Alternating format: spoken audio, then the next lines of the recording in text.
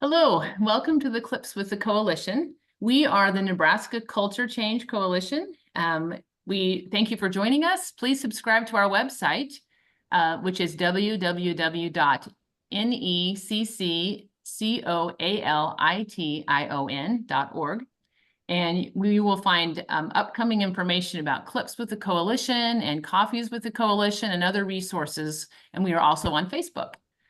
Today, for the clip, we're going to discuss the topic of hearing, whether it is really an issue, whether the person needs time to interpret information, and along with other helpful hints. The topic applies to all settings, whether the individual is living at home, in independent living, assisted living, or in a nursing home. We also encourage you to share this video with your healthcare provider so we can all learn together. Jeff, would you like to start us off? Yeah, actually, this is a really interesting topic to me. The thing that really strikes true to me is the fact that different settings and different people need different things. And so I want to use as an example my mom, who is living at home at the age of 88, and she loves living at home, wants to live at home, but she doesn't interact with people on a one-on-one basis except for just maybe a few minutes a day.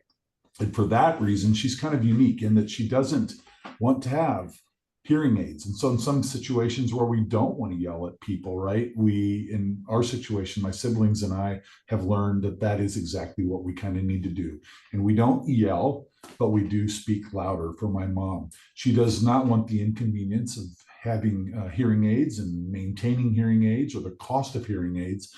So she turns her TV up, she turns her computer up, and she is just fine in her world. And so when we walk in to those situations with my mom, we make sure we speak louder and that we look at her and that she can see us as we speak so she can hear what we say. And having done that, and after probably a year and a half of frustration and not having a lot of patience with my mom, because like, Mom, get a hearing aid so we don't have to speak up. We've learned that it's just better that we do. And it works great for us. So I think it's important to make sure we recognize the setting that the individual is in and that we adapt to their needs rather than our needs. Those are great points, Jeff. Is really personalizing it. And a little bit of research here to share. Did you know we humans, we speak up to 150 words a minute? Really pause and reflect on that. So imagine an individual when you're engaging with them and 150 words are coming at you rapid fire. Could that be overwhelming? Can it be frightening? Yes, it could be. And the other thing I want to touch upon that is when we are listening, try to listen without interrupting. Have you ever been engaged in a conversation where somebody just cuts you off and they finish the sentence and story for you? So allow that person to be able to express. And the other thing too is when we are engaging in conversation, people who may not hear well, they may become depressed or withdrawn because they feel frustrated or how about embarrassed that they're not able to understand what's being said. So some things to ponder, and I'll end on this, is encourage everyone, do a self-assessment before you speak. What's your attitude? What's your tone of voice, the manner in which you speak? Because the recipient of your conversation is that's going to have a tremendous impact on that. Oh, that is so good, Anna, because you are just right on target with all those tips. And you're talking about slowing down when we speak and how many words that we speak in a sentence. Well, and the other thing we need to keep in mind that goes along with that is the person really hard of hearing, or is it the person can't hear our tone of voice? Because, Jeff talked about speaking louder, and that is good, and that works in their situations. But what we have a tendency to do is when we start to talk really loud, our voice rises, and most people can't hear the higher tones. So what we need to do is we need to practice deepening our tone of voice and talking at a lower tone so that they can hear that.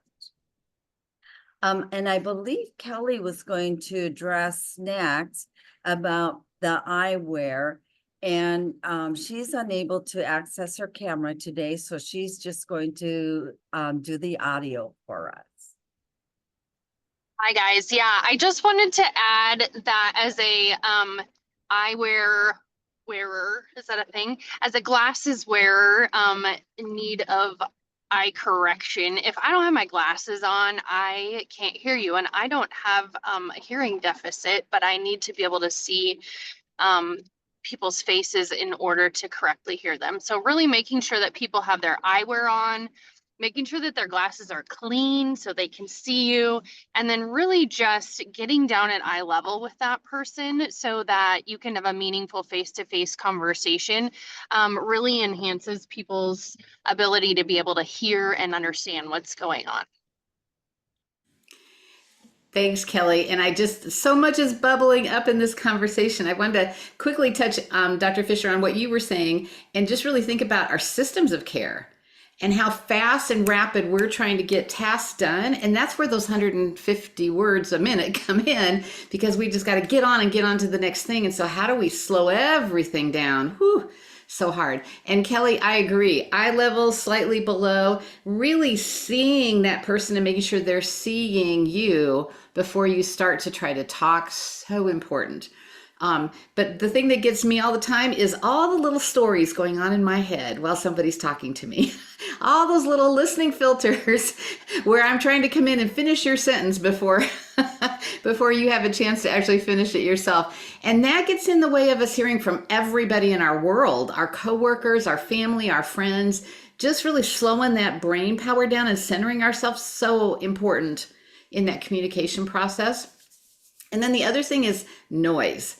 I don't know about you, but in the environment I worked in, I was completely unaware of the noise unless I really sat down and tuned in, because I'm just used to the noise and the alarms and this happening and this happening and this person's talking really loudly to that person and the TV's on really loud, and I just didn't think about all the noise, and that gets in the way of people really being able to hear each other. So being able to find a somewhat quiet space, so getting down at eye level and really connecting with the person, turning off your brain a little bit, that can really help enhance our hearing.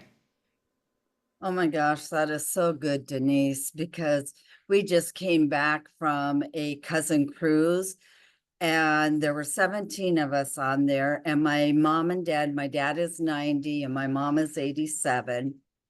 And it was so noisy everywhere we went. And for me, it was like, oh, well, mom and dad kept complaining that they could not hear and they could not hear us.